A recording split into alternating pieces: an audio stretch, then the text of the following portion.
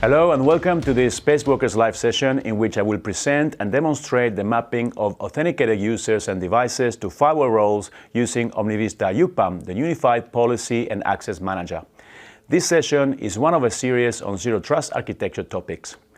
A Zero Trust architecture based on microsegmentation uses in fact a combination of macro and microsegmentation. That is to say that some policies are enforced at the access layer, the switch port or access point, while other policies are applied at the firewall, particularly for traffic flows between different macro segments. Users and devices, IoT devices in particular, are authenticated at the access layer, the switch or access point, using the inbuilt network admission control framework known as Access Guardian. It is therefore necessary to share authentication information with the firewall, such that the firewall too can apply role-based security policies without requiring a second authentication. A second authentication will be an inconvenience for human users, but it would also be impossible for machines such as IoT devices. Here's the agenda for this session. I'll start by introducing the topic of macro and microsegmentation. Then I'll discuss the different mechanisms which are available for sharing user and device role information with firewalls. I will demonstrate it using Palo Alto and Fortinet firewalls, and I will close with some key takeaways. Let's begin. Let's begin with the concepts of Zero Trust, macro and microsegmentation. We start by explaining the concept of a Zero Trust framework using microsegmentation by contrasting the old approach to network security and the new one. The analogy for the old model is a fortress. We build a fortress around the enterprise. The fortress represents the firewall, and anything coming from the outside is untrusted and scrutinized, but anything from the inside is implicitly trusted and allowed. This trust boundary is both physical, what side of the wall you're in, and implicit, because as long as you're on the right side of the wall, no further checks are made. In this approach, we may have some basic segmentation in the form of VLANs, SSIDs, subnets, or interfaces tied to a firewall, but this segmentation is static and has more to do with network scalability and manageability than with security. Now, this approach is obsolete for various reasons. The first reason is mobility. Users connect to other networks outside of the enterprise and they can bring threats with them. Guests are not necessarily trustworthy. Not even employees can be blindly trusted. IoT devices have a higher risk because they may not be sanctioned and managed by IT. Their security capabilities are weak. But with this approach, if a user or device is compromised, then there's little to nothing stopping that threat from spilling over to other users and devices. Because once you're inside, you're free to move. Now, going back to the fortress analogy, if the only thing protecting the enterprise from zombies outside of the wall, the day the zombies learn how to climb the wall, and they do, it will be carnage. Let's contrast this with a Zero Trust approach using microsegmentation. In Zero Trust, users and devices are not trusted whether they are on-premise or off-premise. They go through the same checks. There's no such thing as trusting internal users implicitly. Every access is authenticated. If we talk about segmentation, the analogy would be that on top of the fortress that protects from outside threats, every house, every building has its own security to protect from other risks coming from the inside, such as criminals who live inside the fortress. But microsegmentation and software-defined microsegmentation specifically takes it another step further. Because on top of the fortress and on top of the security around the building, we also have personal security guards that follow us around wherever we go. And wherever we go, we will be asked to show our passport. Now, this trust boundary is fuzzy. It is distributed and it is mobile. It's not tied to a particular location, switch port, or VLAN. It depends on the identity, the device, the situation, the time of the day, etc. It's software defined and it's adjusted on the fly. The key to this approach is that components are managed and should be able to react and reconfigure as needed to respond to threats or changes in workflow. There's two kinds of segmentation, macro and micro segmentation. Let's illustrate with an example. In macro segmentation, the physical network is partitioned in different logical segments. These segments can be a VLAN, a combination of VLAN and VRF. It could also be a VPN when talking about shortest path bridging, MPLS, or even VXLAN or GRE tunnels. Any traffic between users or devices on different segments is controlled by a firewall. All enterprises use segmentation in some way, shape, or form, but not always for security reasons. Quite often, this kind of segmentation is used for scalability, administrative, or organizational reasons.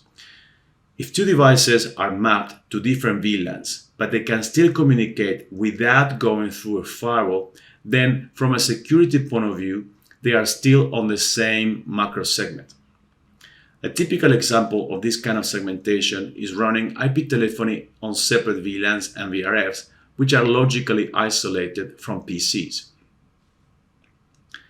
Next question is how to map users or devices to these segments. This can be done statically by switch port or SSID, for example, but that's an obsolete way of doing things. It's too rigid and it does not bode well with mobile users. On OmniSwitch and OmniAccess Stellar Wi-Fi, this segmentation is done dynamically. It is software defined. When the user or device connects and authenticates, it is assigned a profile. And this profile will provision the user or device on the right segment regardless of the physical location, switch port, or SSID. Now, up to this point, we are still talking about macro segmentation, which does have security benefits, but as I said before, in many cases is done for organizational or administrative reasons. For instance, cameras and door locks may fall under the control of the access security group, whereas thermostats fall under the control of the building maintenance group. With microsegmentation, we take it one step further. Not all users are the same, and not all users have a legitimate need to access all resources. The same profile which maps users to a segment also includes a set of policies which add fine-grained control over user device privileges, which are different for different roles such as HR versus finance. This is known as role-based access, and this is directly related to the principle of least privilege. And so, even though cameras and door locks are both on the same segment, they do not need to use the same resources. The camera needs to communicate with a video recorder and the door lock with its server, but there is no need for a camera to communicate with a door lock, just like there is no need for one door lock to communicate with another door lock. These fine-grained permissions are implemented through policies which are part of the profile and are dynamically applied to the device after authentication. To summarize these two kinds of segmentation, communication between different segments is controlled by a firewall, that is, macro segmentation. But communication within the same segment is controlled by network admission control policies associated to the device or user role. This is micro segmentation. I have included a link to a YouTube video in which I explain these concepts in more detail and outline the phases of a migration strategy. But for the purpose of this session today, the focus is sharing identity and role information between the unified access network and the firewall, because users, whether wired or wireless, will be authenticated at the access layer first and the role will be applied to them. Their traffic may later pass through the firewall before it gets out to the internet or before it reaches a different macro segment. So the firewall needs to know the user or device's role to be able to apply identity or role-based policies to that traffic. This is the reason why integration is required, because without this integration, the firewall can only apply security policies based on subnet, application, or protocol, but not user role. And now let's get into firewall role mapping. How is it done? There are in fact multiple ways in which this can be done, and all leading next generation firewalls support multiple integration methods with multiple identity sources that allow them to learn the identity or role of the user or device originating the traffic that passes through them. In this slide, I'm not referring to any particular vendor. This is generic. But number one, of course, is Microsoft Active Directory, which is possible in different ways, but allows the firewall to learn the IP address or addresses which are currently assigned to Active Directory users. This method is probably the best method for those users, as it does not depend on how the user is connected as long as the user is authenticated to Active Directory. For example, the user could be on site, connected through a wire, connected to the wireless network, or even remotely over a VPN connection. This is valid in all those cases. The next one is radius, typically radius accounting packets or syslog accounting. These packets are sent at the moment of authentication and then periodically until the moment of disconnection. This method is useful primarily for non-Active Directory users such as IoT devices or guest users, or simply users that are authenticating directly against the Radius database. But in fact, it's applicable to any authentication against a Radius server. It is of course valid when the Radius server is OmniVista UPAM, and this is applicable to both wired and wireless users, and when those users are authenticated either directly against UPAM or when that authentication is proxied to an external server. It's also useful for VPN users authenticating against Radius. And this is what we will see in the demos. The next is captive portal. This identity source is useful when there is no integration. It's a captive portal that will require the users to enter credentials before they can proceed. As I was saying in the introduction, this is a nuisance for a human user, but for IoT devices, this is not something that they can do. Also, when traffic is proxied, the firewall will see the IP address of the proxy and not the original IP address. But there's a method by which the user identity or role can be inserted in a header such that the firewall can still apply differentiated policies. Last, VPN users can be authenticated using a local database, in which case their identity and role is immediately known to the firewall, but also they can be authenticated against a Radius or Active Directory server, in which case we can still obtain the identity and role from those sources. And in fact, well, there's other ways, but I will not list all of them. Bottom line is that there's different ways of obtaining this information, and the right one will depend on the use case. Active Directory integration will be required in most cases and is done either directly or with an agent. I will not focus this presentation on that integration and use case because the point of integration is not UPAM in that case, it is Active Directory. UPAM Radius integration will be required, as I said before, for users and devices that are not on Active Directory, such as IoT devices and guest users. So here's the use case that I will be focusing on for the rest of the session.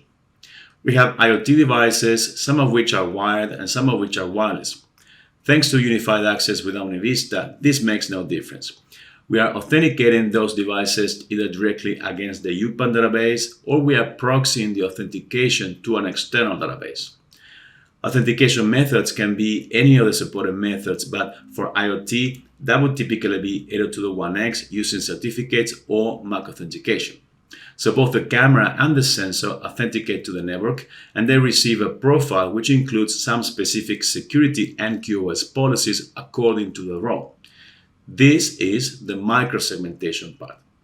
But UPAM will also share this information with the firewall either through syslog or radius accounting, such that the firewall, when it sees traffic originating from the camera's IP or from the sensor's IP, it knows what the role is, and it can then apply specific security policies tailored to that role.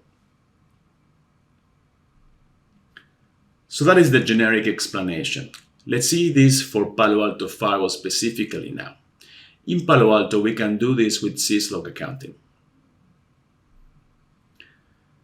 Here's an example of syslog accounting messages generated by OmniVista UPAM. As you can see, these messages come nicely formatted as a JSON dictionary object. This makes it very easy to extract the information at the firewall. The message includes the username and the role. In this captcha, I'm using Mac authentication for the set-top box device. So the username that we see is the device's MAC address. If we were using 802.1x authentication instead, I would be able to see the username. Since we have both user and role, at the firewall we can choose to apply policies based on user or role. But typically, we would do it based on the role. Another thing to note is that the first authentication syslog accounting packet does not include the IP address because at this stage, the device has just connected and it has not yet received an IP address from the DHCP server. But the next accounting packet does include the IP address. These are the steps required for this integration. The application note that you will find on Spacewalkers give you all the details.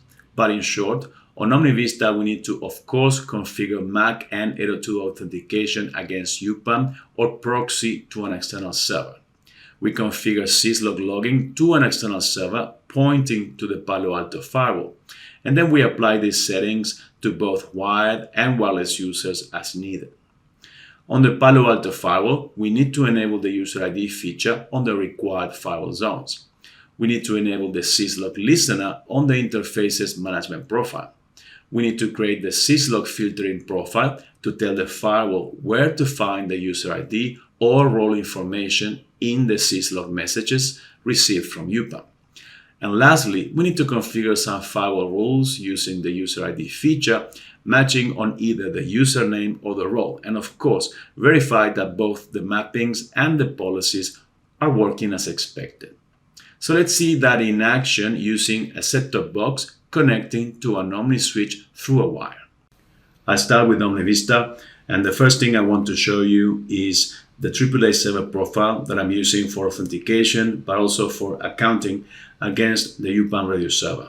That is under Unified Access, Template, AAA server profile, and I have two defined, but for this first demo using Palo Alto, this is one I'm using. In the authentication server section, I have simply defined that both for 802.1x and MAC, the authentication server is going to be the UPAM radio server. I'm not using Captive Portal, so I'm not configuring anything there. In the accounting server section, I have similar settings, so in both cases, I'm using the UPAM radio server to receive accounting packets, both for 802.1x and for MAC. Next, I need to define access policies and strategies that will tell UPAM how to process authentication requests. That is under UPAM, and I'll start with access policies.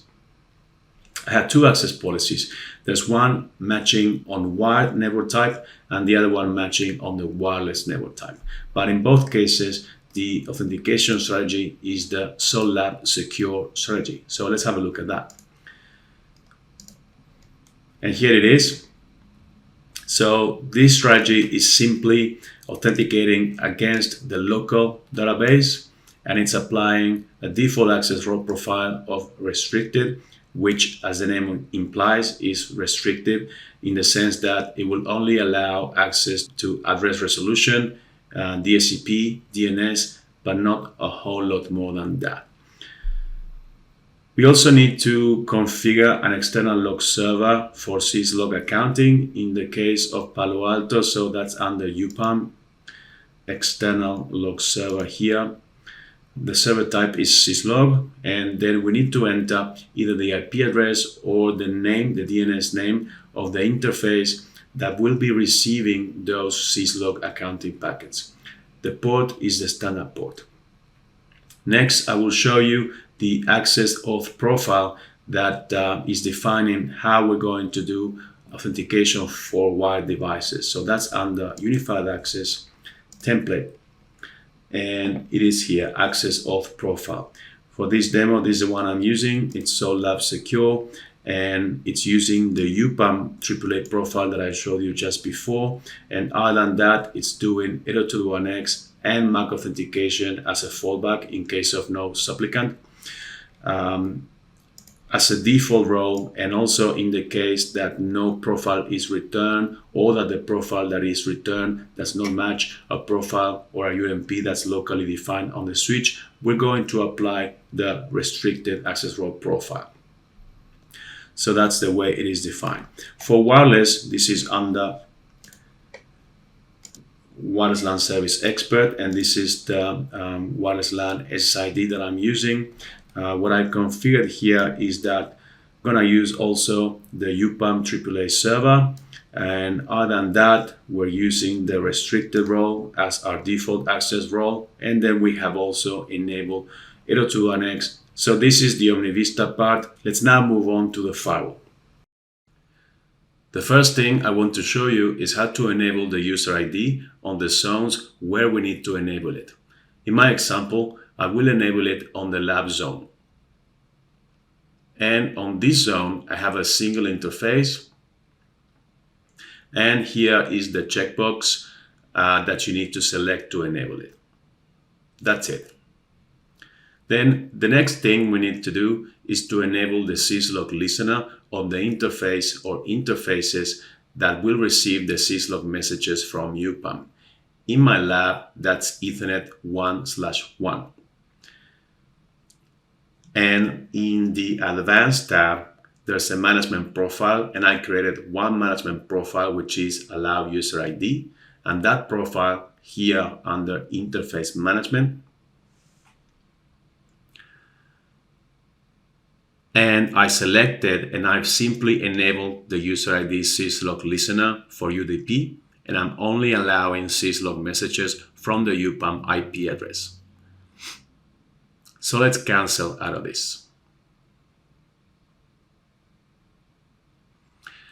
Now let's go to device, and in the user identification section, I click here, and I need to configure a syslog filter to interpret UPAM messages. There's a number of predefined filters, but I have created my own, and I will show you what it is. So here it is at the bottom. As I showed you before, UPAM syslog messages are nicely formatted as a JSON dictionary object, so matching the different fields is very easy. The fields we need to look for, the first one is telling me that it is an accounting message, and then we need to look for the filter ID, because that is the role, and that is what we will be using instead of the actual username in the firewall policy. And then, of course, there's the device IP, which gives me the IP address of the device or the user. So let's cancel out of this and cancel out of that. We also need to create a server monitoring profile, which in fact I already have. The way you do it is you click there and click on Add. You give it a name and description. For the type, we choose syslog sender, and for network address, we need to use the address of UPAM. All right, so we've done all that, and we can go to policies, and we can now create firewall policies that use the user ID as one of the match elements. I've already created one, which is here. It's called integration test, and in this policy, in the user tab, I'm matching on the IoT_STB user. This is the UMP name that I've assigned to a set-top box. So when the set-top box authenticates against UPAM, it will receive this UMP, and this UMP will be shared with the firewall through a syslog message. Something to mention is that even though I'm using caps for the UMP role, when the firewall receives the UMP role, it turns it to small caps. Next, in the application tab, I'm simply matching ping, and the action is set to drop, and I'm also logging so we can see the logs later. Okay, so that's all for the configuration, and now let's actually see it working. So this is the switch that the set-top box is connected to, but for now I'll move on to the firewall CLI and show you the user table on the firewall. The command is show user IP user mapping all. And you can see that there's only one user, which is me, and it says from GP. GP stands for Global Protect, which is the remote access VPN in Palo Alto, as I'm currently connected to the firewall through a VPN and I'm authenticating to the firewall. So of course, the firewall knows me as a user, but for now, there's no other user that it knows of. So let's go back to the switch. The set-top box is connected to interface 112, which right now is disabled. So I will enable it in order to simulate the connection of the device. So the command for that is interfaces port 112 admin state enable. I will give it a little bit of time for the device to authenticate and get an IP address. That should be about enough time. So next, let's verify that the device is authenticated and that the IoT set-top box UMP role is applied. And as you can see, we can see the IP address, we can see the VLAN 203, and we can see that the IoT set-top box profile has been applied. So let's move on to the firewall and let's check the user table once more. And as you can see now, there is another entry for the set-top box, and the user, or actually the role, has been identified but turned to small caps. And we have learned this info through syslog. So let's now go back to the firewall web GUI and verify the traffic logs. I have a filter pre-configured to match on the IoT set-top box user ID already. Let's refresh it. If you remember, the policy was created with the name of integration test. It was matching on the IoT set-top box user and the application was ping and the action was drop. So clearly this is working as expected. After seeing how this works with Palo Alto, now it's time to see it with Fortinet. In the case of Palo Alto, I demonstrated it with a wired device using MAC authentication. In the case of Fortinet, I will demonstrate it with a wireless device using 802.1x authentication. The beauty of unified access with OmniVista UPAM is that wired or wireless work exactly in the same manner. So, in the case of Fortinet, we can use radius accounting to do the integration. These are the steps required for the integration. The application note that you will find on Spacewalkers gives you all the details. But in short, in OmniVista, we register the FortiGate or FortiAuthenticator as a radius server, and we use it in the AAA server profile. The rest is exactly as the Palo Alto case, except that there is no need for syslog logging.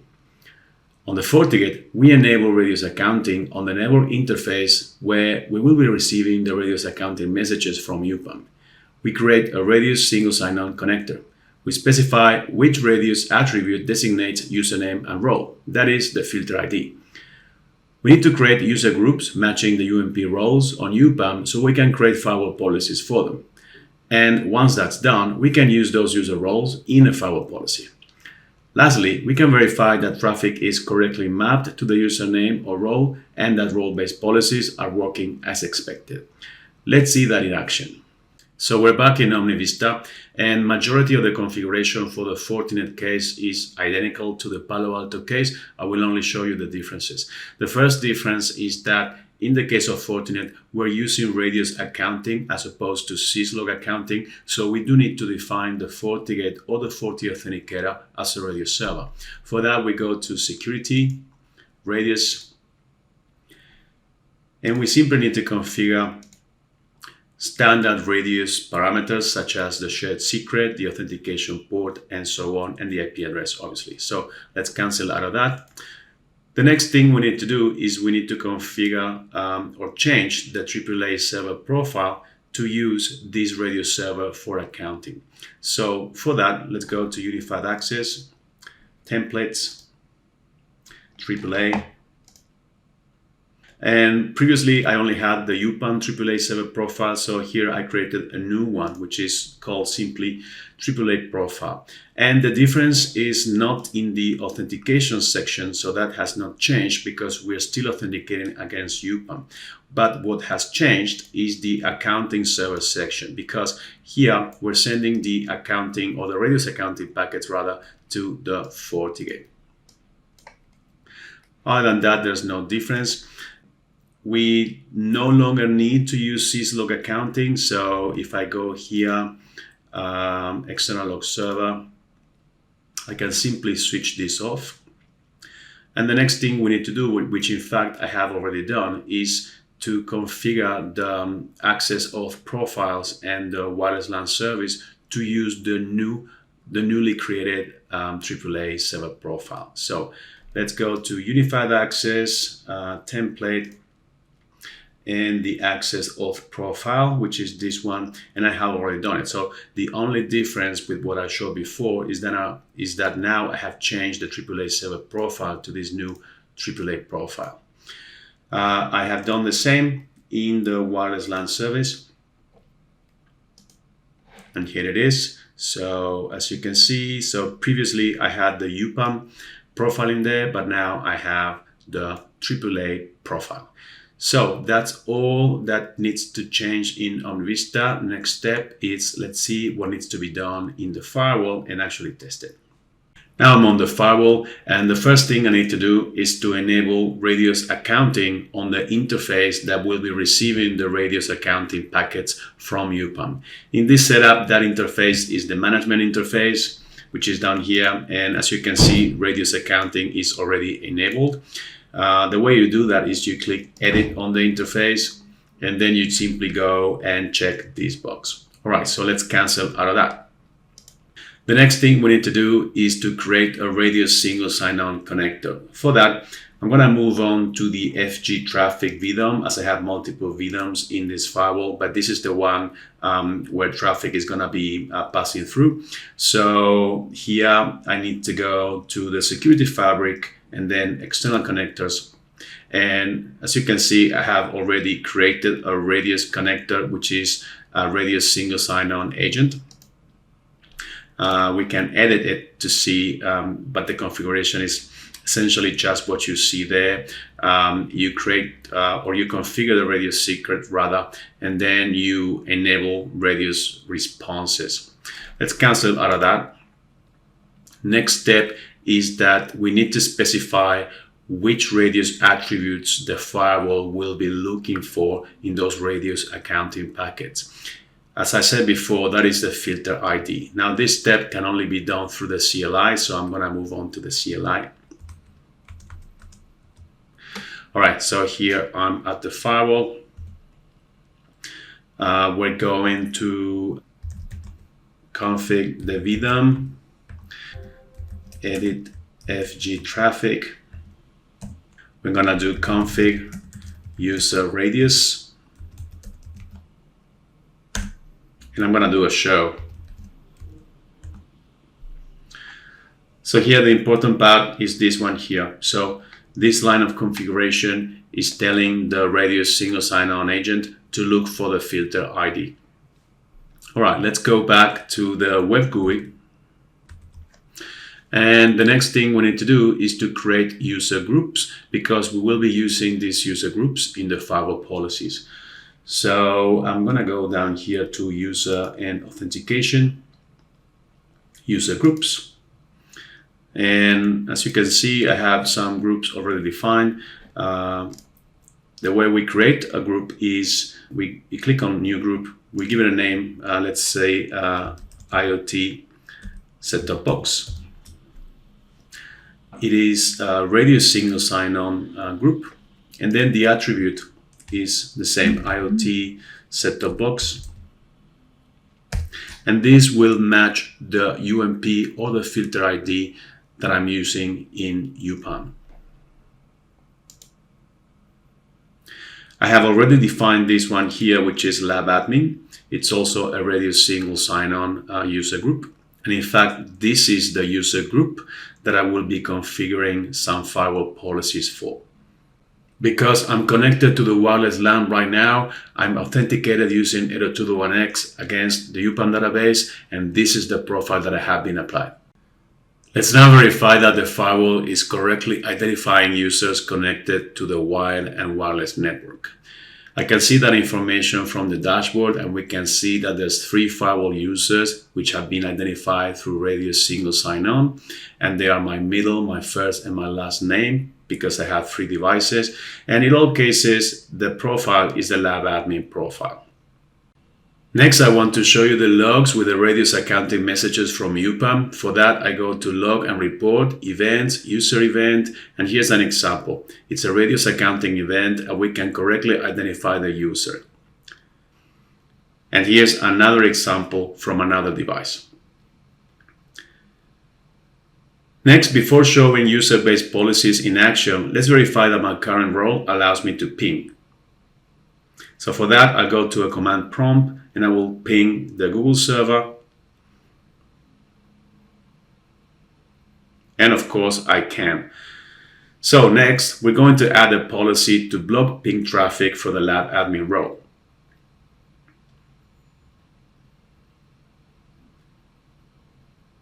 In fact, the policy is already created.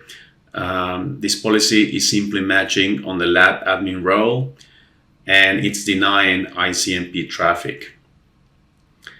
It's also configured to log this traffic so we can see it later in the logs. And so I'm simply going to enable this policy to start blocking this traffic. Click on OK. Let's now go back to the command prompt and repeat that ping. And we see that this time it is indeed blocked. Next, let's see the firewall traffic logs to verify that the ping is blocked by the policy we just enabled. As you can see, the user is correctly identified in the log, and we can see also that the application is identified and that the action was to deny because of policy violation, and the policy itself is the one we created, the role mapping test. So that proves everything is working as expected. Let's now close with some key takeaways. Firstly, by sharing user role information with the firewall, we can use more fine-grained role-based security policies at the firewall as opposed to simply applying coarser application or subnet-based policies. In this manner, we can tightly enforce the principle of least privilege by only allowing access to those resources which are required for the user role or device type, but not more. In doing that, we reduce the attack surface. We no longer need to allow applications X, Y, and Z for any and all devices mapped to a given subnet, but only for those with the specific role that requires that access. Lastly, this integration will enrich logging and reporting extracted from the firewalls, as those logs will now include not only IP addresses, but also user device roles without requiring any additional correlation. And this can prove very useful in the event of a forensic investigation after a breach or simply for better analytics. If you're looking for step-by-step instructions on how to perform these integrations, please refer to the 2 application notes that you will find, of course, on Spacewalkers. Keep enjoying your Spacewalkers live event. I'm looking forward to interacting with you on this and other topics on the Spacewalkers platform. Take care and see you soon.